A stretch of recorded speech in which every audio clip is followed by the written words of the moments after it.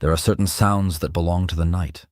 The wind moving through old roofs, rain striking the metal gutters of aging houses, thunder rolling somewhere far away, like distant artillery.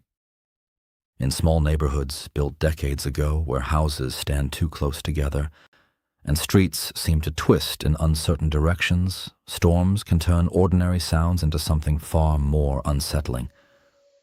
A loose shutter becomes footsteps, a swinging wire becomes a whisper, and sometimes in the middle of the night, a voice carried by the wind can make even the most rational person wonder whether something far older and far darker is calling out from the darkness. One autumn night, many years ago, two young students were staying in a small rented room in one of these neighborhoods. They would wake up in the middle of a violent storm, convinced that something supernatural had found them, something that knew their names.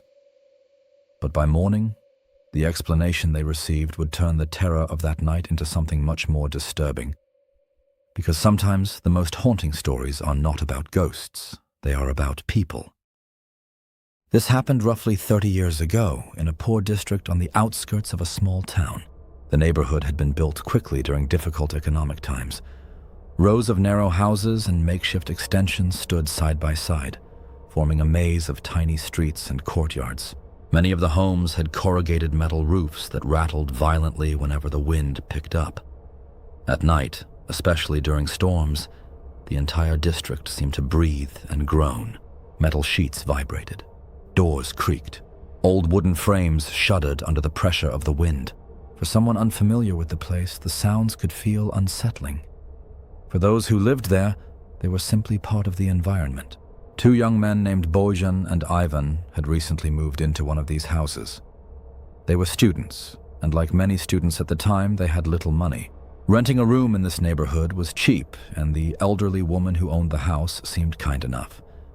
The room they rented was small, just enough space for two narrow beds, a table, and a single window that looked out toward a narrow alley behind the house. The woman who rented the room to them lived in the front part of the house. They rarely saw her except when paying rent or exchanging polite greetings in the hallway. Life there was simple, quiet, unremarkable, until the night of the storm. It was late autumn, the kind of night when cold rain begins before sunset and refuses to stop. By midnight, the storm had grown violent. Wind rushed through the streets, bending the thin trees that lined the alleyways. Rain struck the metal roofs like handfuls of gravel thrown from the sky. Thunder rolled somewhere far away. Inside their small room, Bojan and Ivan had already fallen asleep. The constant sound of rain against the roof had created a strange kind of comfort. The rhythmic drumming of water, mixed with the distant rumble of thunder, had lulled them into deep sleep. For several hours, the storm raged on. Then suddenly, Bojan screamed. It was not a quiet cry. It was a full-throated scream of pure panic, the kind of scream that comes from someone waking up from a nightmare so intense that the body reacts before the mind can understand what is happening. Ivan woke up instantly. Still half-trapped in sleep, his brain flooded with confusion and fear. Without knowing why, he began screaming too. For several seconds, the two young men sat upright in their beds, shouting into the darkness as lightning flashed outside the window. The room was filled with the wild noise of the storm. Gradually, their breathing slowed. They looked at each other, and silence returned. The first thing Ivan did was ask the obvious question. "What happened? Why did you scream?" Bojan ran his hand across his face. He looked confused. More confused than frightened. "I don't know," he said. Ivan stared at him. "You must have had a nightmare." Bojan shook his head slowly. "I don't remember anything." That made the situation even stranger. Normally, when someone wakes up screaming from a nightmare, at least fragments remain. Images, feelings, something. But Bojan insisted there was nothing. Just the sudden, overwhelming sensation of fear.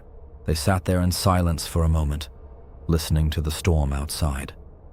And then they heard something that froze both of them where they sat. a voice. At first it sounded distant, almost lost in the wind.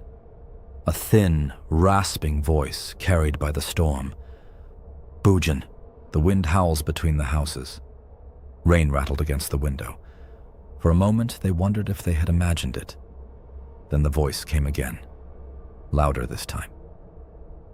Ivan! Both men stared toward the window. The voice sounded unnatural, high, broken, almost like someone whose throat had been ruined by years of shouting. The wind distorted the sound, making it rise and fall strangely. Sometimes it sounded far away.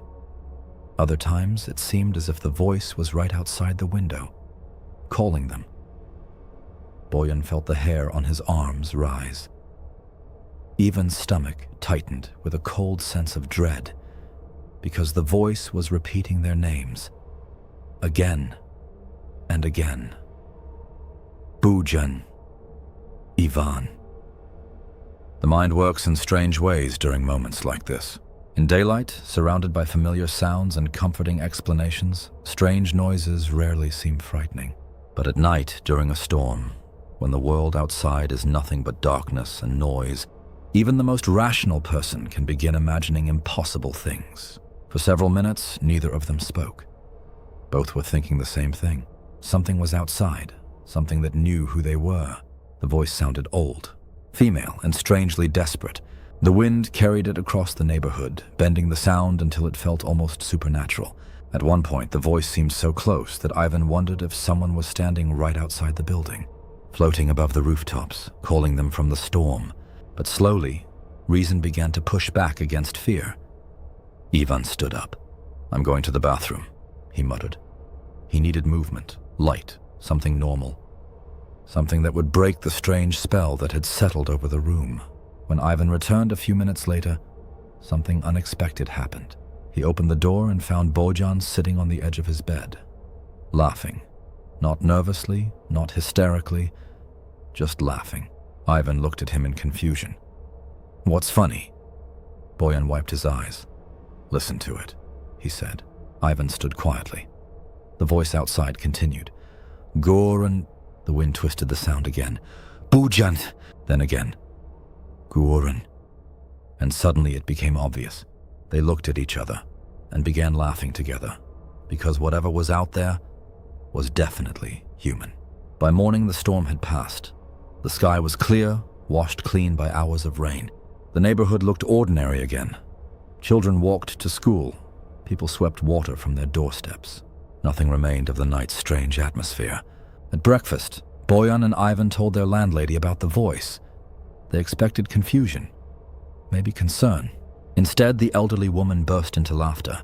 "Oh," she said, "that was just her." They stared at her. "Who?"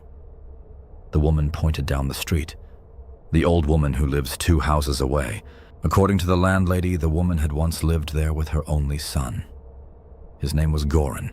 Years earlier, during a war that had taken many young men from the region, Goran had been killed. His death had broken his mother completely. At first, she waited for him. For weeks, she believed he would come home. Then months passed, then years, but something inside her mind refused to accept the truth. Neighbors began hearing her calling his name. At first, it happened during the day, then at night. Eventually, it became a habit that everyone in the neighborhood recognized. Sometimes she would walk slowly through the streets. Other times, she would stand outside her house, and she would call out into the darkness. "Goran, come home." The storm had carried her voice through the narrow streets, twisting the sound until it echoed strangely between the houses. And in the middle of the night, half awake, Boyan and Ivan had heard what they thought were their own names, but the woman had never been calling them. She had been calling someone who would never answer. Stories like this reveal something interesting about fear. Human beings are excellent at imagining monsters. Give us darkness, unfamiliar sounds, and the suggestion of something supernatural, and our minds will create explanations far more terrifying than reality. But sometimes the truth behind these moments is something else entirely, something quieter, something sadder. The voice that terrified 2 young men during a storm was not a ghost. It was grief. A mother who had lost her only child, a mind that refused to accept silence, and a voice that continued calling long after the world had moved on. In the years that followed, Boyan and Ivan would occasionally remember that night and laugh about how frightened they had been, but they also remembered something else. The sound of that voice. Not just the fear it caused in the darkness, but the desperation inside it. Because if you listen closely to certain sounds in the night, you may discover something unsettling. Sometimes what we fear most is not the supernatural. Sometimes the most haunting sound in the world is the sound of a human being still searching for someone who will never come back.